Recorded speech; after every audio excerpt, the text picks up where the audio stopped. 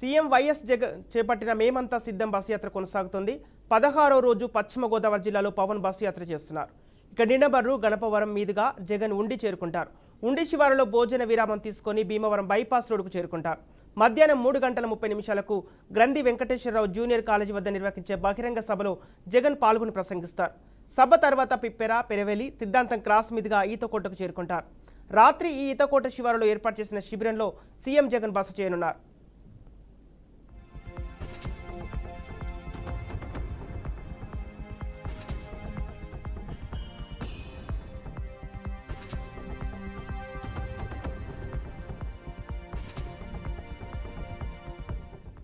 దీనికి సంబంధించి పూర్తి డీటెయిల్స్ మా ప్రతినిధి బ్రహ్మం అందిస్తారు. బ్రహ్మం, సీఎం జగన్ చేపట్టిన 16వ మేమంతా సిద్ధం బస్సు యాత్రకు సంబంధించిన అప్డేట్స్ ఏ విధంగా ఉన్నాయి? భద్రతా ఏర్పాట్లు ఏ విధంగా ఏర్పాటు చేశారు? సంపత్, ఈ రోజు ఉమ్మడి పశ్చిమ గోదావరి జిల్లాలో ఆంధ్ర రాష్ట్ర ముఖ్యమంత్రి వైఎస్ జగన్మోహన్ రెడ్డి మేమంతా సిద్ధం బస్సు యాత్రను కొద్దిసేపటి క్రితం నారాయణపురంలో ప్రారంభించారు. అయితే ఇదే నేపథ్యంలో ఆయన ఈరోజు 16వ రోజు ఆయన బస్సు యాత్ర చేస్తున్నారు. రాత్రి 9 గంటల ఆ ప్రాంతంలో ఉమ్మడి పశ్చిమ గోదావరి జిల్లాలోని నారాయణపురానికి రావటం, అక్కడ రాత్రి బస చేశారు. ఇప్పుడు మరికొద్ది నిమిషాల్లో ఆయన ఈ బస్సు యాత్ర కూడా ప్రారంభమవుతుంది.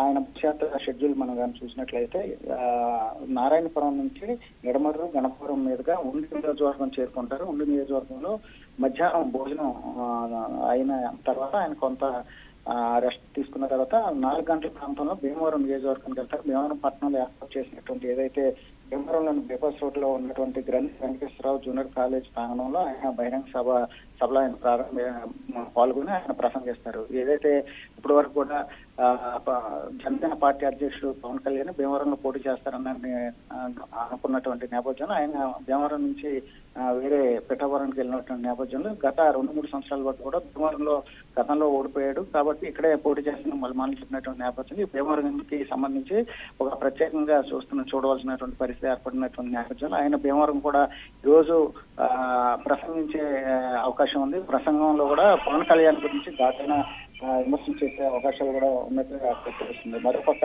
ఏదైతే ఉండి నియోజకవర్గంలో సంబంధించి కూడా ఉండి నియోజకవర్గం ఇప్పటికే టీడీపీ అభ్యర్థి రామరాజు ఉన్నారు. రామరాజుకి వ్యతిరేకంగా శివరామరాజు కూడా రెపల అభ్యర్థిగా పోటీ చేస్తున్నారు. మరోపక్క రఘురామకృష్ణరాజు కూడా పోటీలు ఉన్నట్టు ఈ ముగ్గురు మధ్యన పోటీ నెలకొంది. ఇదే నేపథ్యంలో ఎవరైతే సిట్టింగ్ ఎమ్మెల్యే, అదేవిధంగా మరొక సిట్టింగ్ ఎమ్మెల్యే రామరాజు ఉన్నారు. రామరాజు టికెట్ లేదు, రఘురామకృష్ణరాజుకి ఇస్తున్నటువంటి నేపథ్యంలో కొంత అసంతృప్తి ఉన్నటువంటి రామరాజు ఈ రోజు జగన్మోహన్ రెడ్డిని ఇంటర్నల్ గా కలుస్తారన్న ప్రచారం కూడా జరుగుతుంది. ఎందుకంటే విరామ సమయంలో ఉండి నియోజకవర్గంలో ఉండిలోనే ఆయన బస్ చేస్తారు కాబట్టి అక్కడ ఉన్నటువంటి నేపథ్యంలో ఆయన కలిసే అవకాశం కూడా ఉందని చెప్పేసి కొంతమంది చెప్తున్నటువంటి పరిస్థితి. ఒకవేళ ఆయన కలిసినట్లయితే ఉండి నియోజకవర్గం సంబంధించి కూడా కొంత క్లారిటీ వచ్చే అవకాశం ఉంది. మరోపక్క మనం చూసుకున్నట్లయితే ఏదైతే జగన్మోహన్ రెడ్డి 4:30 ఆ ప్రాంతంలో భీమవరం బహిరంగ సభలో ప్రసంగించిన అనంతరం ఆయన రాత్రికి ఈస్ట్ గోదావరిలో ఈతకోటలో బస్ చేస్తారు.